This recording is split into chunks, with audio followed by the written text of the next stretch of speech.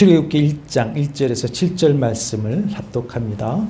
야곱과 함께 각각 자기 가족을 데리고 애굽에 이른 이스라엘 아들들의 이름은 이러하니 루벤과 시므온과 레위와 유다와 이사갈과 스불론과 베냐민과 단과 납달리와 갓과 아셀이요 야곱의 허리에서 나온 사람이 모두 70이요 요셉은 애굽에 있었더라. 요셉과 그의 모든 형제가 그 시대의 사람들은 다 죽었고 이스라엘 자손은 생육하고 불어나 번성하고 매우 강하여 온 땅에 가득하게 되었더라. 아멘.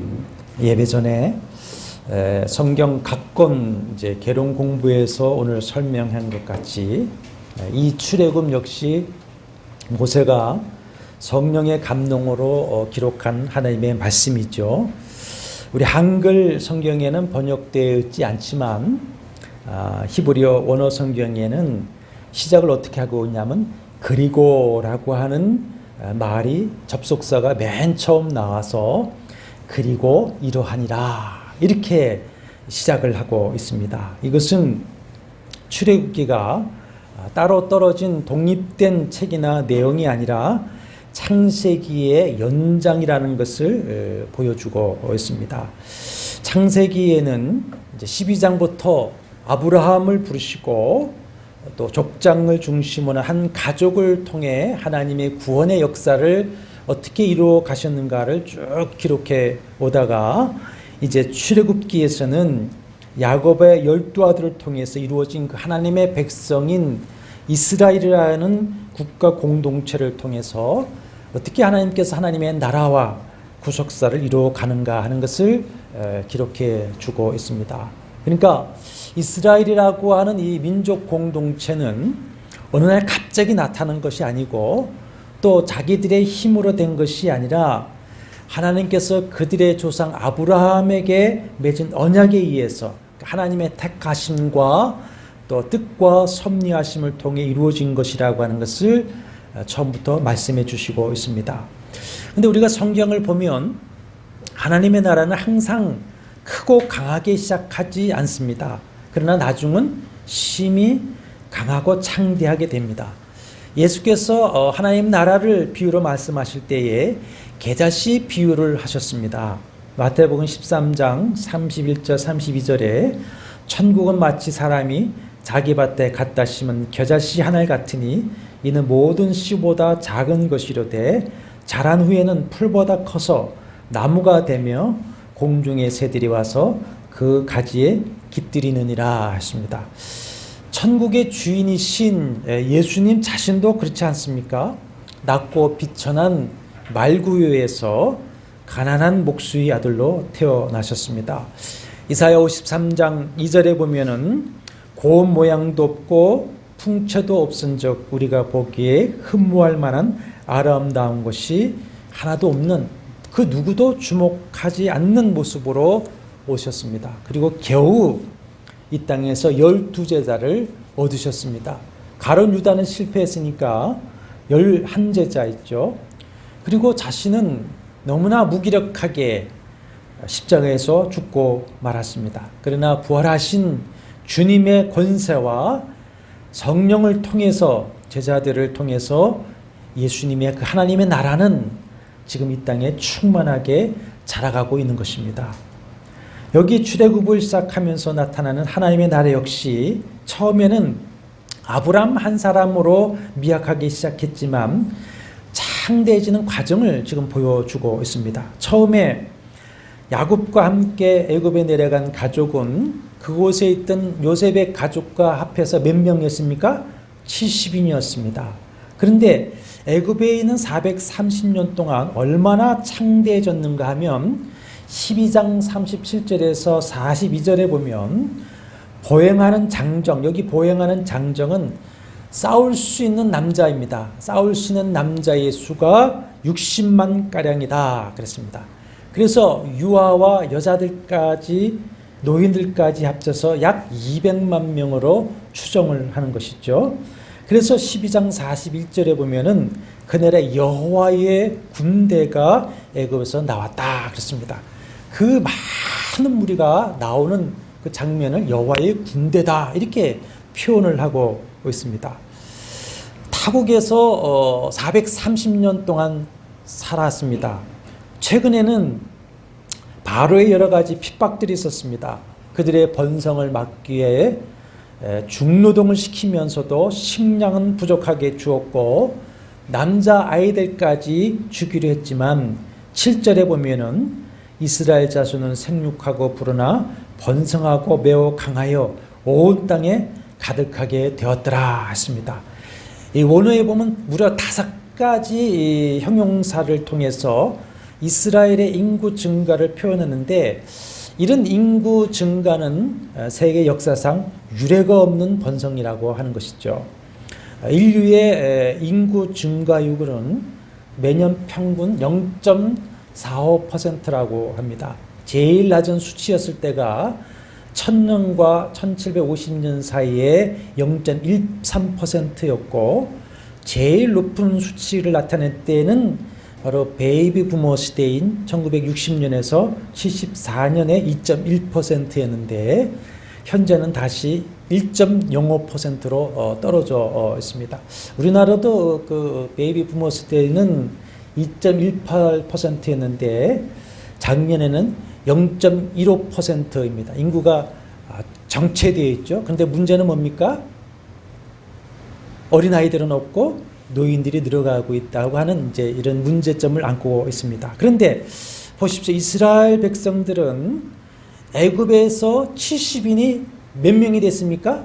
약 200만 명이 됐습니다. 물론 출애굽한 200만 명의 인구 중에는 타인종들이 그 쉽게 열재앙을 보면서 여호와를 믿고 따라 나온 족속도 있었지만은 그렇게 단순하게 생각하면은 430년 동안에 몇 배가 증가했냐면 28,750배가 증가해 버리고 만 것입니다. 이렇게 창대해진 것은 사람이 하는 것이 아니라 누가 하신 것입니까? 하나님이 하신 것인 줄로 믿습니다.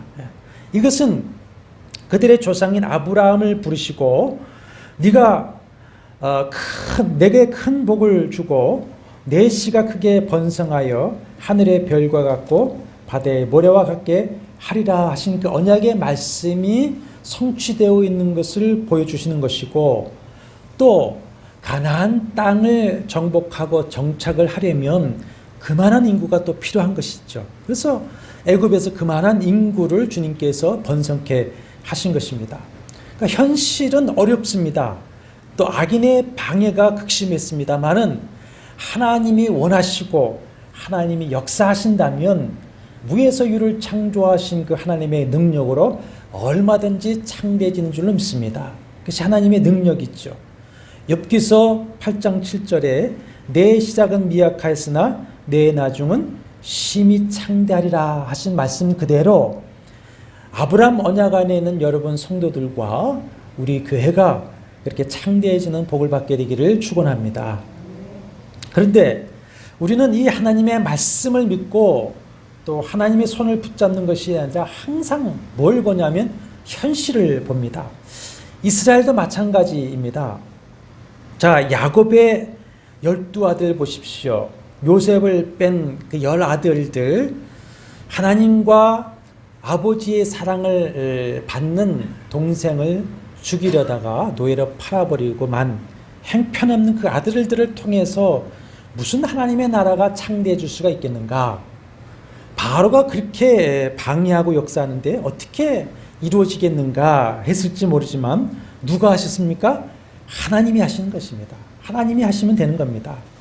우리는 항상 현실을 보고 사람을 보고서는 할 수 있다, 할 수 없다 합니다. 그것은 주님을 믿고 의지하는 것이 아니라 사람을 의지하고 환경을 의지하는 것이죠. 그러나 하나님께서 그 사람을 붙드시고 하나님께서 그 환경을 붙드시면 그 사람도 변화시키시고 환경도 변화시키셔서 모든 것이 합력하여 선을 이루는 하나님의 역사가 이루어지는 것을 여러분 믿으시길 바랍니다. 그러므로 중요한 것이 뭡니까?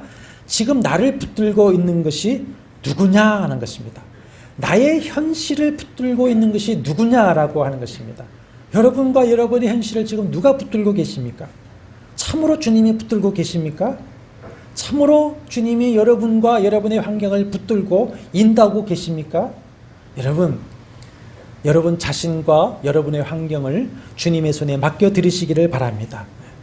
주님이 나를 붙드시고 나의 환경을 이끌어 가신다면 나에게도 그 말씀처럼 번성하고 창대한 역사가 오늘날도 일어나게 될 줄로 믿습니다. 이렇게 하나님의 계획은 이스라엘 백성들이 애굽에서 창대하여 큰 민족을 이루고 나와서 가나안을 정복하고 하나님의 나라를 이루는 것이 하나님의 목적이었습니다. 그것은 아브라함과 맺은 언약이죠. 여러분, 이게 중요합니다. 하나님의 목적은 창대함 그 자체가 아닙니다. 창대함을 통해서 이루시고자 하는 것이 뭐죠? 하나님의 나라입니다. 하나님의 나라. 그러므로 우리가 잘 되는 것이 목적이 되어서는 안 됩니다. 내가 건강해지고 내가 형통하고 내가 잘 되어서 하나님의 나라를 이루어가는 것이 우리의 목적이 되어야 됩니다. 내가 왜 건강해지기를 원하느냐? 주의 일에 충성하기 위해서. 내가 왜 돈을 벌려고 하느냐? 주의 일에 헌신하기 위해서. 내가 잘되기 왜 원하느냐? 주의 이름을 높이기 위해서 그렇다 하는 것입니다. 그래서 그런즉 너희는 먼저 그의 나라와 그의 일을 구하라. 그리하면 이 모든 것을 너희에게 더하시리라 하셨습니다. 그러나 하나님의 계획을 방해하는 사탄의 역사는 항상 있기 마련이 있죠. 바로가 이스라엘이 창대해지는 것을 방해하고 있었습니다. 8절에 보시면 요셉을 알지 못하는 새 왕이 일어나 애굽을 다스리게 되었다 했습니다. 여기 새 왕은 단순히 왕이 바뀌었다는 것이 아니라 왕조가 바뀌었다라고 하는 것입니다. 출애굽을 읽을 때 좀 여러분이 이해의 그림을 도와드리기 위해서 역사를 좀 잠시 설명해 드리면 이렇습니다. 요셉이 총리로 있을 때의 애굽 왕조는 애굽의 본토인이 아니라 북쪽에서 쳐들어온 이스라엘과 같은 셈족의 힉소스 왕조입니다. 셈족입니다. 근데 그동안에 애굽 본토 혈통인들이 남부에서 힘을 모았다가 이제 북쪽의 힉소스 왕족을 몰아내고 정권을 잡는데 그것이 애굽의 제18왕조인데 그것이 아하모세 1세입니다. 아하모세 1세가 힉소스 왕조를 내어쫓고 애굽을 다시 통치하게 됩니다. 그리고 여기 지금 출애굽기 1장에 나오는 바로 왕은 그 아하모세 1세의 아들인 아멘호텝이 한 10년 동안 이제 통치하다가 그 다음에 아들인 투투모세 1세라고 나옵니다. 투투모세 1세가 바로 출애굽기 1장에 나오는 바로입니다. 그리고 열장 때는 그 투투모세 1세의 장자인 투투모세 2세가 통치하던 시대인데 역사에 보면 이 투투모세 2세가 갑자기 급사하게 되고 그래서 투투모세 1세의 차자인 투투모세 3세가 왕이 되는데 투투모세 1세의 장자인 투투모세 2세가 급사한 것이 언제입니까? 하나님께서 애굽의 장자들을 모두 죽이실 때입니다. 그때 죽고 투투모세 1세의 차자가 이제 3세가 되는 겁니다. 그러면 모세를 나일강에 건져서 양아들로 키운 공주는 뭐냐?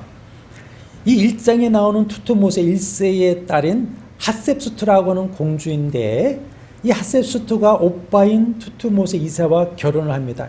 그 당시는 다 이제 왕족들은 근친혼이죠. 근데 자식이 없습니다. 그래서 양자를 좀 드리려고 알아보던 차에 마침 누구를 발견한 겁니까? 떠내려온 이 모세를 발견합니다. 그래서 모세를 건져다가 양자로 삼는데 모세라고 하는 말은 히브리어는 물에서 건졌다라고 하는 말이지만 애굽어로는 무슨 뜻이냐면 첫 아들, 맏아들입니다. 그러니까 히브리어로도 맞고 애굽어로도 맞는 것입니다.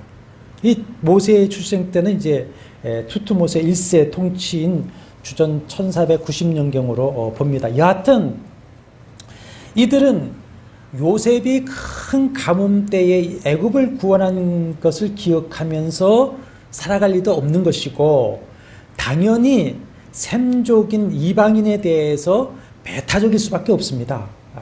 그래서 그들이 정권을 잡고서는 힉소스 셈족을 몰아내는데 이 이스라엘 자손은 몰아내지 않습니다. 왜냐하면 이스라엘은 비무장 세력이었습니다.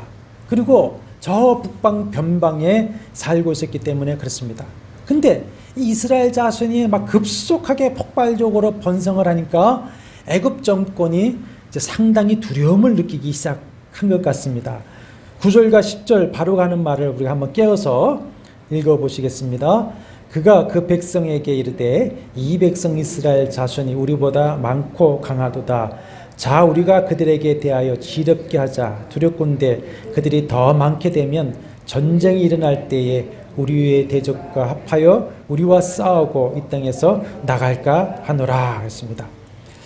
이스라엘 자손이 자신들보다 강하다는 것이 사실입니까? 아닙니까? 과장된 표현이죠. 네. 그래서 항상 보면 대적하고 시험하는 사람들은 진실을 정직하게 말하지 않고 어떻게 합니까? 거짓으로 과장해서 사람들을 선동하는 것을 볼 수가 있습니다. 바로도 거짓으로 과장해서 백성들을 선동하여 이스라엘을 핍박하는데 이스라엘의 번성을 막기 위해서 세 가지 정책을 쓰고 있죠. 첫째는 뭡니까?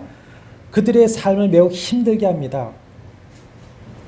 11절, 13절, 14절에 보면 아주 극심한 강제 노동을 통해서 이스라엘 인구를 줄이고 그 세력을 위축시키려고 했습니다. 그러나 12절에 보면 학대를 받을수록 어떻게 합니까? 더욱 번성하게 퍼져나가니 애굽 사람이 이스라엘 자손으로 말미암아 근심하게 됩니다. 이게 누구의 역사입니까? 하나님의 역사인 줄로 믿습니다. 성령의 역사입니다. 여러분, 그 장작을 쌓아놓고 불을 태우다가 그것을 끄려고 할 때에 막대기로 때리면 어떻습니까? 불꽃이 더 튀겠죠. 더 번지겠죠. 하나님의 역사는 이런 겁니다. 이런 겁니다. 생명력이 있는 교회의 역사는 이런 겁니다. 교회를 세상 막대기가 치지만 생명력이 있는 교회는 맞을수록 어떻게 하는 겁니까? 더 번성하는 겁니다. 믿음의 사람들도 마찬가지입니다. 믿음의 사람들은 때리면 때릴수록 믿음의 사람은 어떤 고난과 죽음마저도 극복하기 때문에 세상이 감당하지 못하는 그런 사람이 되는 것입니다. 이것이 하나님의 살아있는 역사인 것이죠. 둘째로는 이제 히브리 산파들에게 은밀하게 지시하기를 이스라엘 여인이 아기를 낳을 때 지켜보고 있다가 아들이면 죽이라 합니다. 그러나 이 계획도 산파들이 하나님을 두려워해서 하나님의 명령을 어기고 남자아이들을 살림으로써 실패하죠. 이렇게 불의와 권력에 굴복하고 타협하지 않고 하나님을 두려워하여 하나님의 백성을 살리는 하나님을 경유하는 산파들에게 하나님께서 은혜를 베푸셔서 그들의 집안을 흥왕하게 하셨다. 20절과 21절의 말씀을 하고 있습니다. 우리의 생사복은 하나님의 손인 줄로 믿습니다. 우리가 하나님의 의를 이루고 오른편에 서면 혹시 당장은 박해를 받고 어려워지고 또 밥줄이 끊어질 수도 있습니다. 그러나 다 하나님이 보상해 주시고 하나님이 새로운 복을 열어주실 줄로 믿습니다. 성도는 그렇지 않냐 하더라도 진리와 정의의 편에 서서 옳은 것에 목숨을 걸고 바르게 살아야 되는 것이 아닙니까? 그것이 성도 아닙니까? 그리스도인은 물질로 사는 것이 아닙니다. 무엇으로 사느냐? 진리와 정의, 옳음, 거룩함이라고 하는 이 명분을 가지고 사는 것이 성도인 것입니다. 그래서 주님이 의를 위하여 박해를 받는 자는 복이 있나니 천국이 그들의 것이며 기뻐하고 즐거워하라 하늘에서 너희 상이 크미니라 하셨습니다. 두 번째 계획도 실패하니까 이제 어떻게 합니까? 세 번째는 남자아이는 무조건 나일강에 던져 죽여라 그럽니다. 자, 그러면 우리는 여기서 이런 의문을 가질 수가 있습니다. 하나님께서 이스라엘을 평안한 가운데 생육하고 번성하고 창대하게 하시다가 왜 갑자기 박해와 고통을 당하게 하셨는가 하는 것입니다. 겉으로 드러나는 것은 바로의 박해이지만 거기는 분명히 하나님의 주권적인 뜻과 섭리가 있는 것입니다. 우리가 이것을 이해하는 것이 굉장히 중요합니다. 왜냐하면 우리의 삶에도 평안할 때가 있는가 하면 어느 날 갑자기 고통에 빠지는 때가 있는 것입니다. 우리가 믿음을 따라 살고 말씀을 순종해서 살다 보면 형통해야 되는데 오히려 사탄의 방해와 세상의 박해와 어려움을 당할 때가 있습니다. 그런데 그런 것들은 결코 무익한 것이 아닙니다. 우리의 근시안적인 안목으로 봤을 때에는 그것이 낭패고 고통이지만 하나님이 섭리하신다는 그 하나님의 섭리사관으로 보면 그런 것들은 하나님의 구원의 역사인 것이고 하나님의 나라와 의를 이루고 하는 도구의 과정인 것입니다. 그러므로 우리가 모든 것을 근시안적으로 인간의 눈으로 보지 말고 하나님의 시각, 높은 곳에서 하나님의 섭리하시는 그 시각으로 하나님의 뜻과 섭리를 이해하고 당하는 그 고통과 지혜를 잘 극복해 나가야 됩니다. 그렇게 하지 않으면 우리는 아주 추락해 버릴 수가 있는 것이죠. 그러면 우리 삶에 불어오는 고통을 어떻게 해석을 해야 되는가? 첫째는 사탄이 고통을 주는 것은 사탄의 박해는 성공할 수가 없습니다. 이스라엘을 박해하는 이가 누구입니까? 바로입니다.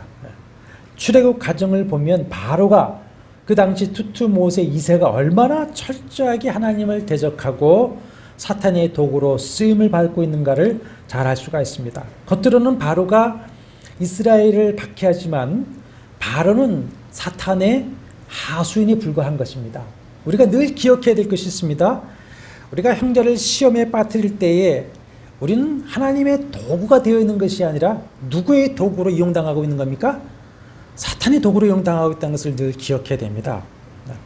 우리가 분명하게 정리하고 넘어가야 할 것이 있는데 그것은 하나님께서 사랑하는 자기 백성들의 삶의 현장의 고통을 허용하시는 것은 사실이라는 것입니다. 그러나 하나님이 친히 아무도 시험하지 아니하시고 친히 아무도 고통을 주시지 아니하십니다. 우리 욥을 통해서 한번 보겠습니다. 욥에게 고통을 주는 것은 사탄이었습니다. 그러나 그 사탄은 하나님이 허용하시는 범위 안에서만이 욥에게 고통을 줄 수가 있었습니다. 그래서 고린도전서 10장 13절에 이렇게 말씀을 하셨죠. 사람이 감당할 시험 밖에는 너희가 당한 것이 없나니 오직 하나님은 미쁘사 너희가 감당하지 못할 시험 당함을 허락하지 아니하시고 시험 당할 즈음에 또한 피할 길을 내사 너희로 능히 감당하게 하시느니라 그랬습니다. 한번 돌이켜 보십시오. 그때는 죽을 것 같았는데 다 감당해 왔습니다. 그러니까 오늘 또 새롭게 어떤 고통이 온다고 할지라도 하나님이 내가 감당할 수 있으니까 이것을 허락하셨다. 내가 감당할 수 있다라고 하는 마음을 여러분 믿음을 가지셔야 됩니다. 대적 사탄은 우리를 시험하고 고통을 주어 넘어뜨리려고 우는 사자같이 호시탐탐 노리고 있습니다. 그러나 이제까지 때로는 우리가 시험에 빠지지 아니하고 고통에 넘어지지 않는 것은 하나님이 우리를 지켜주시고 붙들어 주시기 때문에 그렇습니다. 그러다가 하나님이 그 사단의 시험을 허용하시면 사단이 시험이 오고 고통에 빠지게 되는 것이죠. 고린도후서 12장 7절과 10절에 보면 사도 바울에게는 스스로 육체의 가시라고 표현한 질병의 고통이 있었습니다. 무엇은 질병이었는가라고 하는 의견이 여러 가지 있지만 두 가지입니다. 지병이 있었는데 안질이라고 하기도 하고 때로는 간질이라고 하기도 합니다. 하여튼 안질이든 간질이든 난치의 그 지병을 가지고 살았습니다. 그런데 바울의 고백이 뭐라고 하냐면 이것은 나를 쳐서 너무 자만하지 않게 하려 하심이라 이렇게 고백을 합니다. 그 질병이 없었다면 바울은 얼마든지 자만하고 오만할 수 있는 조건을 가진 사람이었습니다. 예수 믿기 전에 율법주의자였을 때도 마찬가지였고 예수 믿은 후에 사도로서 수고한 그것을 모두 다 해도 그는 얼마든지 오만할 수 있는 사람이었습니다. 그러나 교만은 패망의 선봉이요 거만한 마음은 넘어짐의 앞잡이인 것이고 겸손과 여호와를 경외함의 보상이 재물과 영광과 생명이기 때문에 하나님께서는 그를 겸손하게 만드시고 그에게 능력으로 임하셔서 그를 사용하시기 위해서 그에게 뭘 허락하신 겁니까? 질병을 허락하시고 바울이 3번이나 하나님 앞에 간구했지만 뭐라고 응답하십니까? 내 은혜가 내게 족하도다 이러면서 그 질병을 치료해 주지 아니하셨습니다. 이것을 우리에게 적용해 보면 어떤 분은 고쳐지지 않는 약한 부분을 한 가지 가지고 있습니다. 근데 그것이 잠잠하다가도 한 번씩 또 도져지는 경우가 있습니다. 그럴 때 아유 이거 또 도졌네 이렇게 생각하지 마시고 하나님께서 사인을 주시는가 그러면서 자신을 생각하고 돌아보는 것이 믿음의 자세인 것입니다. 그리고 질병이 아니더라도 우리 모두에게는 극복하기 힘든 부족한 부분이 한 가지씩 있습니다. 완벽해 보이는 사람인데도 불구하고 꼭 극복하지 못하는 약한 모습들이 한 가지 있습니다. 그래서 자만해지고 교만해지다가도 그 문제에 딱 부딪히면 어떻게 됩니까? 꼬리를 내릴 수밖에 없습니다. 그건 역시 하나님께서 나를 겸손하게 만드시기 위한 한 도구라고 하는 것입니다. 그런데 거기서 바울이 자신의 질병이 하나님을 자신을 겸손하게 하기 위해 주셨다고 하면서도 그 자신의 몸에서 자신을 찌르고 있는 고통을 뭐라고 하냐면 하나님이 주신 가시라고 하지 않고 사탄의 사자다 그럽니다. 육체의 가시 곧 사탄의 사자다. 욥의 경우와 같이 하나님께서는 사탄의 역사를 뜻을 따라서 허용하셨을 뿐이고 고통은 누가 줍니까? 사탄이 주는 것입니다. 그러므로 우리가 기도할 때에 하나님 왜 나에게 이런 고통을 주십니까? 이렇게 해서는 안 됩니다. 이것은 무슨 의미가 있습니까? 원망하는 거죠. 왜 하나님 나에게 이렇게 고통스럽게 하세요? 그 원망이죠. 그렇게 기도하지 않고 하나님 이 고통을 허락하신 하나님의 뜻이 뭡니까? 왜 허락하셨습니까? 하나님의 뜻과 섭리를 물으시기를 바랍니다. 물으면 하나님의 깊은 뜻을 알고 계신 성령께서 우리 마음에 감화감동하시고 말씀을 통해서 내가 가지고 있는 연약함과 고통 속에 담긴 하나님의 뜻과 섭리를 발견하게 하시고 사도 바울처럼 오히려 그것을 통해서 하나님께 영광을 돌리고 그렇게 되면은 전화위복의 은혜가 있게 되는 것이죠. 오늘의 본문의 경우와 같이 사탄은 하나님의 백성인 우리를 좌절시키고 넘어뜨리려고 늘 우리를 시험하고 핍박합니다.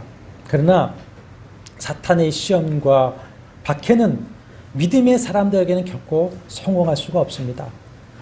여기서 애굽에서 사탄이 바로를 도구로 삼아서 이스라엘을 그렇게 박해하고 멸망시켜 보려고 역사하지만 성공합니까?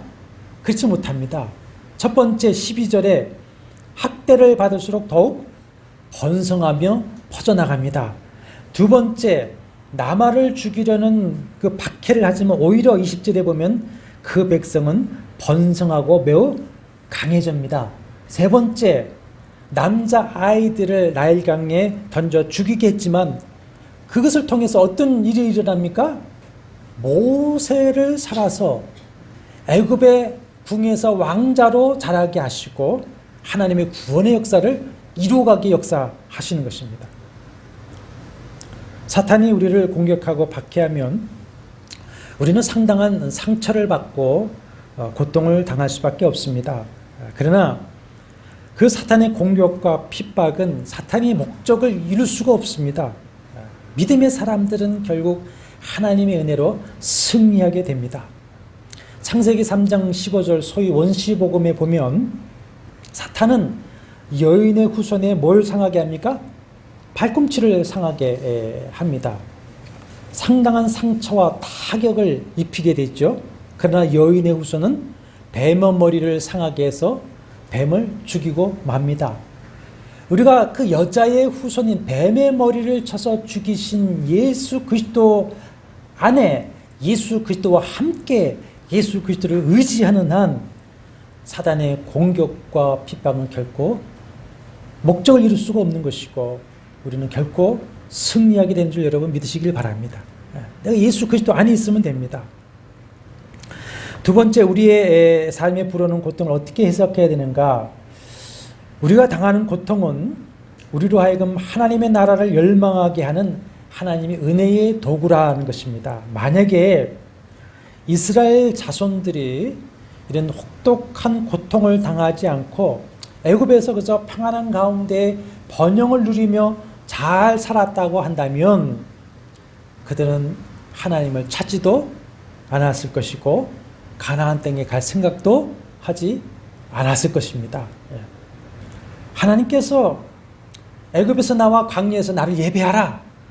너희가 그 모든 땅과 모든 것을 두고 가나안으로 다시 올라가라 하시지만 그 누구도 광야에 나가려고 하지도 않았을 것이고 모든 것을 두고 가나안으로 가려고 했겠습니까?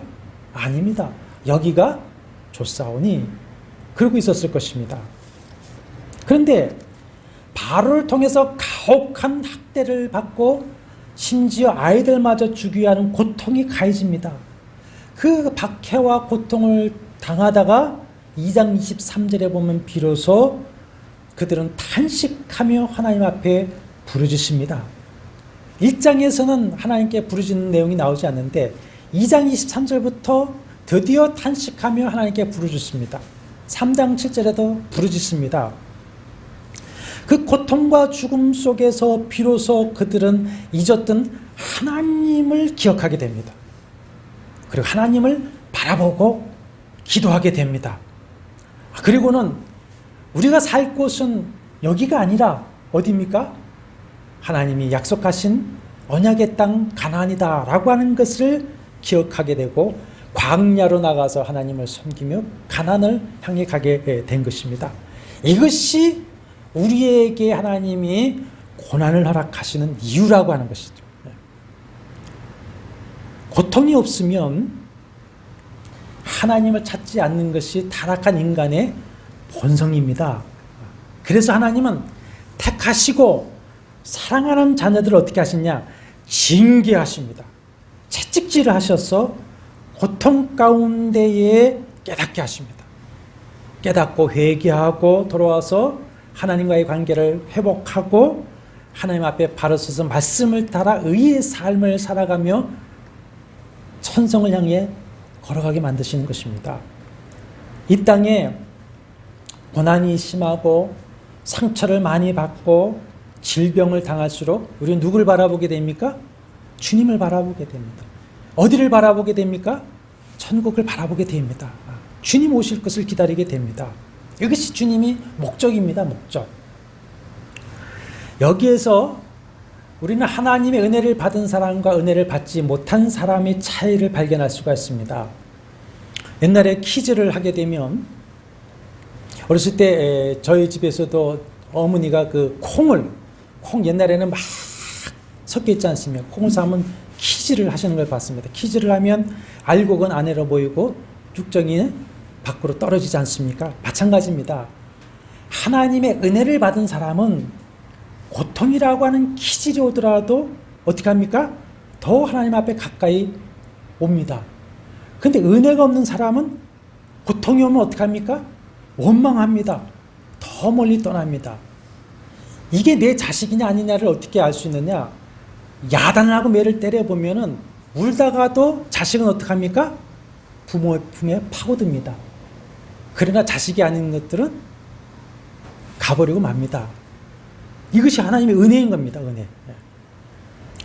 우리가 신앙생활을 하면서도 늘 평안하고 문제가 없고 행복할 때는 하나님을 찾지 않게 됩니다. 자연히 자기의 욕심을 따라 살아가게 되고 말씀을 버리고 살아갑니다. 그러다가 길이 막히고 어려움이 오고 고통이 닥치면 하나님께 찾아 나와서 부르짖습니다. 하나님을 의지합니다. 회개합니다. 하나님 앞에 바르시게 됩니다. 그래서 다윗이 시편 119편 67절에서 고난당하기 전에는 내가 그릇 행하였더니 이제는 주의 말씀을 지키나이다. 그러면서 17절에서는 고난당한 것이 내게 유익이라 이로 말미암아 내가 주의 율례를 배우게 되었나이다. 그러면서 그 고난을 인하여 오히려 하나님을 찬양하고 있습니다. 이렇게 고통이라고 하는 것은 우리로 하여금 하나님을 향하게 하는 하나님의 은혜의 도구인 것을 여러분 믿으시길 바랍니다. 은혜의 도구라고 여길 때에 그 고난과 고통은 축복이지 않습니까? 그 자체가 축복이 되어버리고 맙니다. 우리가 모세나 다윗이나 바울의 오늘의 고백을 통해서 확인할 수 있는 것이 고통은 그 어떤 것이든지 간에 우리를 겸허하게 만들어버립니다. 그리고 그 고통을 통해서 하나님을 의지하게 되고 하나님을 신뢰하는 것을 배우게 됩니다. 그러면서 점점 우리는 하나님의 손에 붙들리게 됩니다. 비로소 하나님과 동행하고 하나님께 쓰임받는 존재가 되어가는 것입니다. 그렇게 만드시기 위해서 나를 사랑하시고 그렇게 하시기 위해서 하나님께서는 고통이라고 하는 두 날개를 가지고 우리에게 오시는 것입니다. 다윗이 시편 29편 10절에 뭐라고 얘기를 하냐면 여호와께서 홍수 때에 좌정하셨으며 여호와께서 영원토록 왕으로 좌정하시도다 그렇습니다. 홍수가 닥쳤을 때도 그 홍수를 다스리는 것이 여호와시라고 하는 것을 고백하는 한편 여호와는 무엇과 함께 자기에게 오셨습니까? 홍수와 함께 오셨다는 거예요. 홍수와 함께. 그러므로 하나님의 백성이요 자녀인 나에게 고난과 고통이 올 때에 하나님이 내게 이제 가까이 오시는 거구나 라고 여겨 감사하시길 바랍니다. 감사하면서 빌립보 4장의 말씀처럼 기도와 간구로 그 모든 것을 다 하나님께 맡겨 버리시기를 바랍니다. 그러면 정말 하나님의 은혜와 축복의 도구로 그것이 변화될 것입니다. 먼저는 모든 지각에 뛰어나신 하나님의 평강이 우리의 마음과 생각을 지켜주실 것입니다. 그리고 그 고통이 전하의 복의 은혜가 되게 해주실 줄 여러분 믿으시길 바랍니다. 이 시간은 주 예수 그리스도의 은혜와 하나님의 사랑과 성령의 교통하심이 너희 무리와 함께 있을지어다. 아멘.